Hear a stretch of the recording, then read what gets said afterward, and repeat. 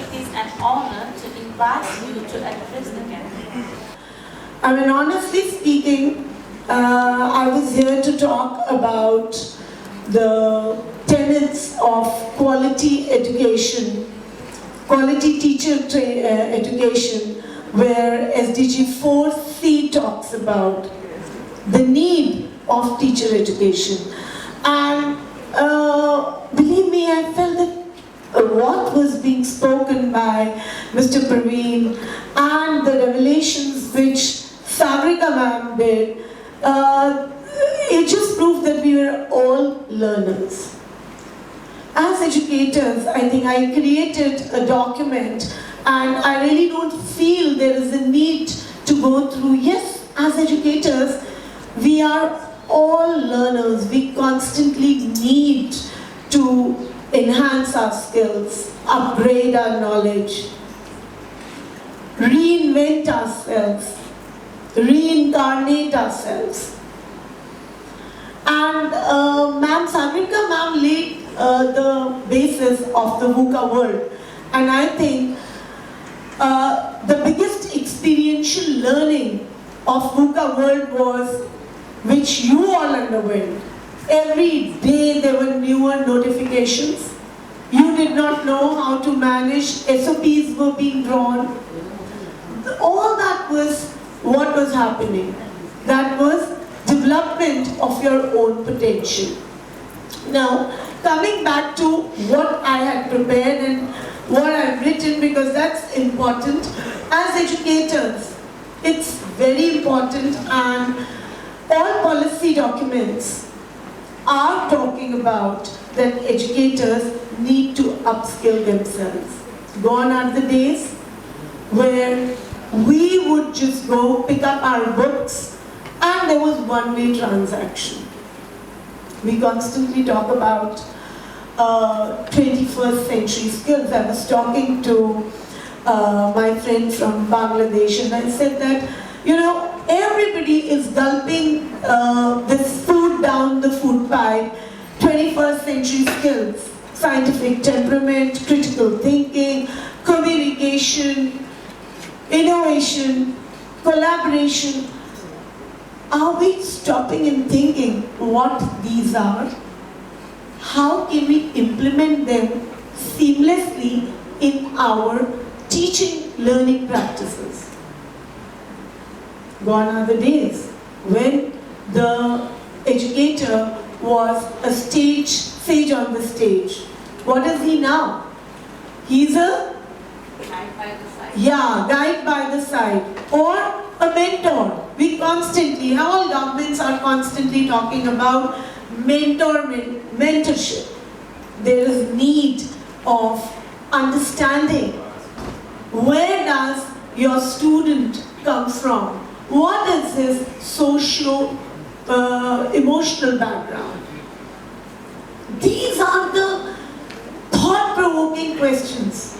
When you walk in the classroom, you need to be abreast with. Of course, an orange is not equal to an apple. Is an orange equal to an apple? No. Hence, you need to apply differential teaching learning in your classroom.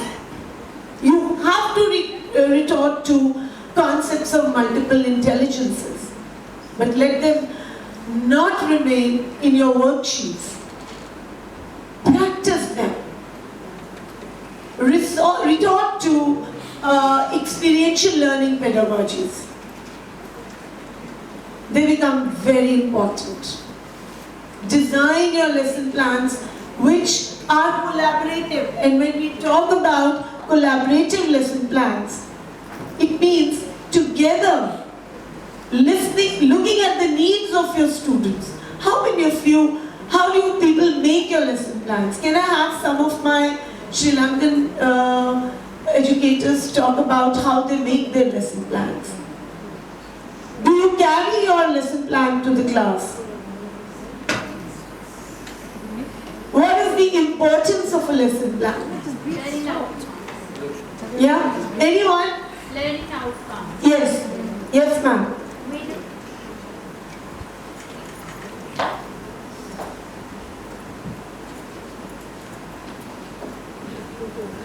We plan a lesson plan with a theme system, like we take a theme each month or week or whatever. So we'll say, for example, we are taking a theme of hospital.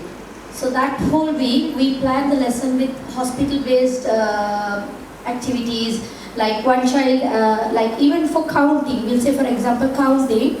So one child acts as a doctor and give, you know, this board, we make pills and okay, 5 pills for each patient.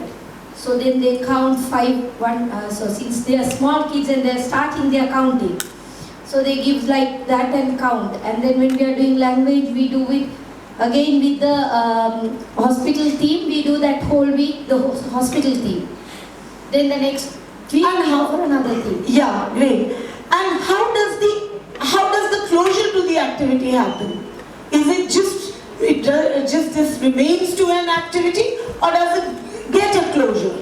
They get a closure, obviously, like because they for them it's like play. It's not like an activity for them.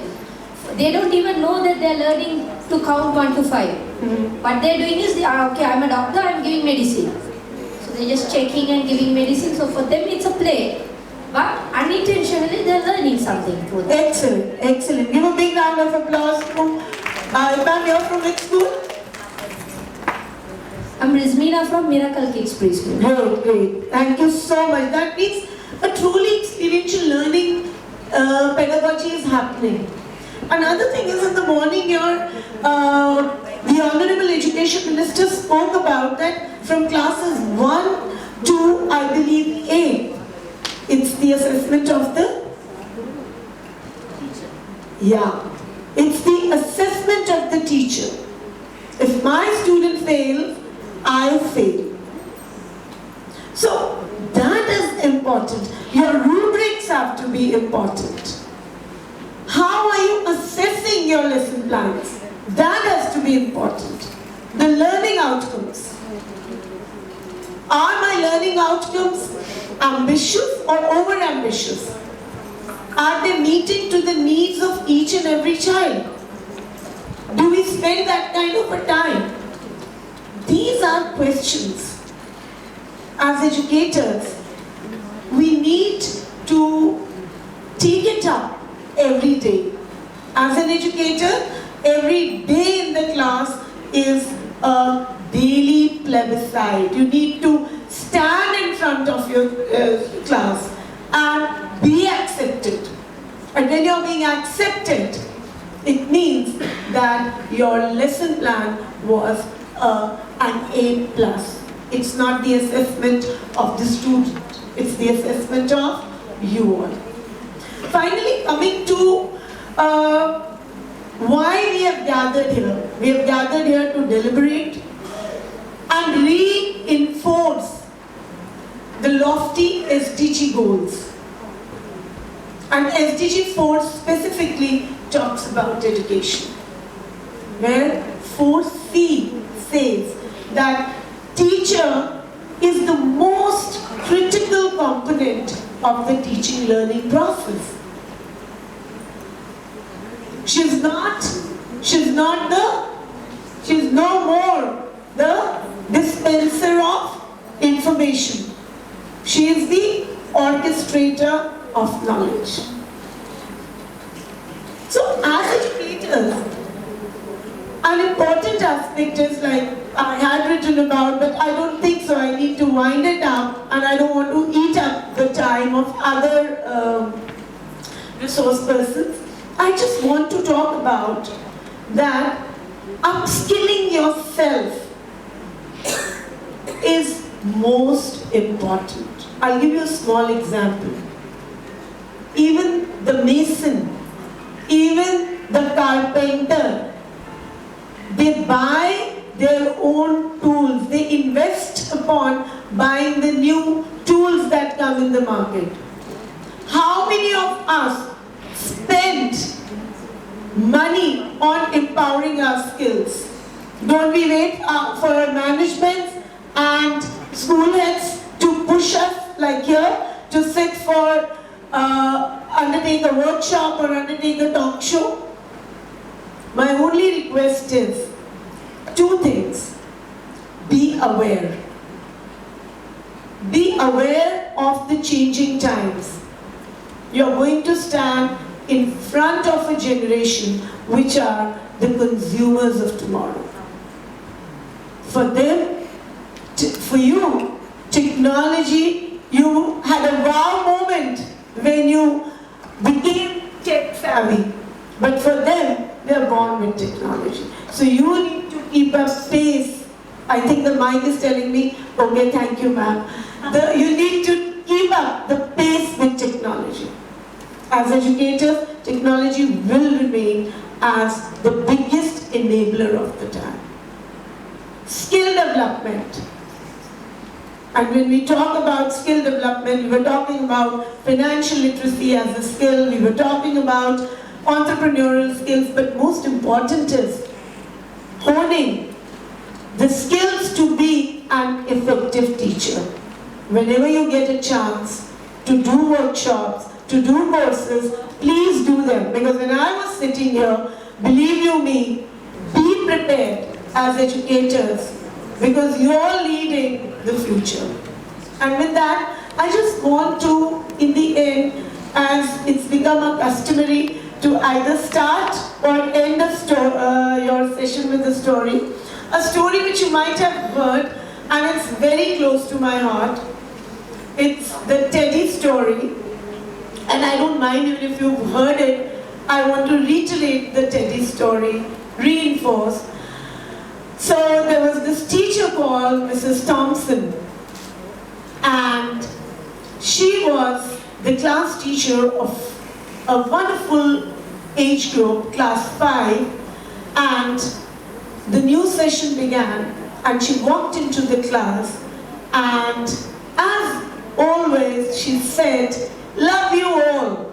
You know, as teachers walk in and they say, "Good morning." So she said, "Good morning, love you all." And all the children said, "Love you, ma'am, love you, Mrs. Thompson."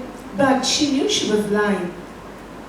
She didn't have the love and the same feelings for a boy who was very shabbily dressed, half shirt tagging out, hair in mess, and leaking nose.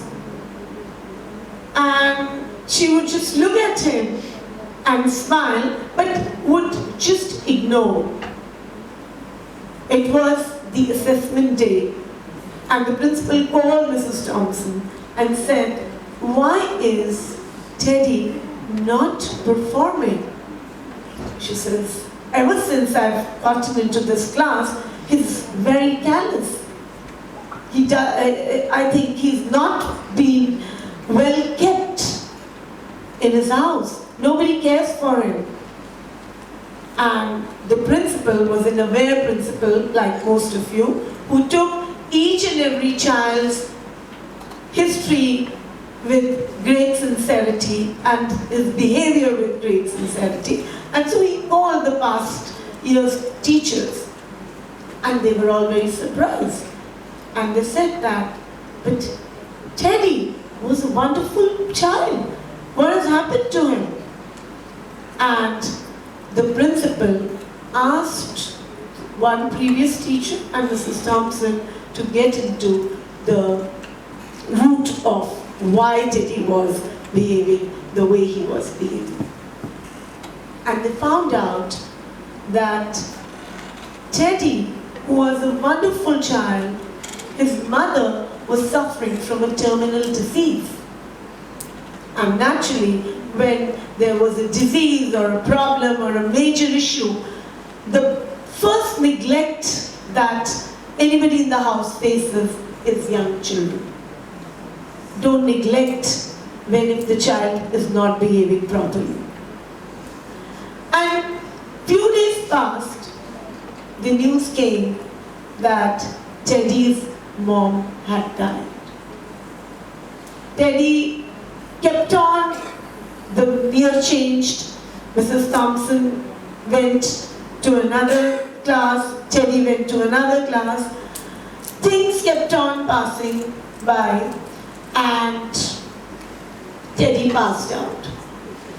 And Teddy when he was in class 12th, he came to Mrs. Thompson and he brought her a packet which was packed in a newspaper, and it was a half-filled perfume bottle and a broken bracelet. And he gave it to her, and the rest of the students had brought many wonderful gifts. Mrs. Thompson opened the half-filled bottle of perfume and the broken bracelet, wore it around her wrist, looked at the half-filled bottle of perfume, smiled to herself, and went home. Years passed. Mrs. Thompson had carried this beautiful memory of Teddy, and Teddy had obviously gone away. Mrs. Thompson retired. Few years back, she gets a beautiful note of a student getting married, Theodore, Dr. Theodore, and there were 2 tickets, flight tickets, and her husband was invited. She's confused, but the sixth sense of a teacher who's also a mother, she don't know how come, wears that broken bracelet which had become one of her prized possessions, and she goes. In her heart of heart, probably she had that sixth sense. I'm tweaking the story. It's not exactly the same which is there. And she's led to the front seats where her name is beautifully written, reserved, Mrs. Thompson. And there it was, when she looks, it is Dr. Theodore is none other than Mrs. Thompson's Teddy. If we go back, I just kind of tweaked it. What had happened in between? What had happened? What do you think would have happened in between? Why was this sudden change in behavior of Teddy from class 5 had passed, 6, and then suddenly, what do you think would have happened that Teddy changed?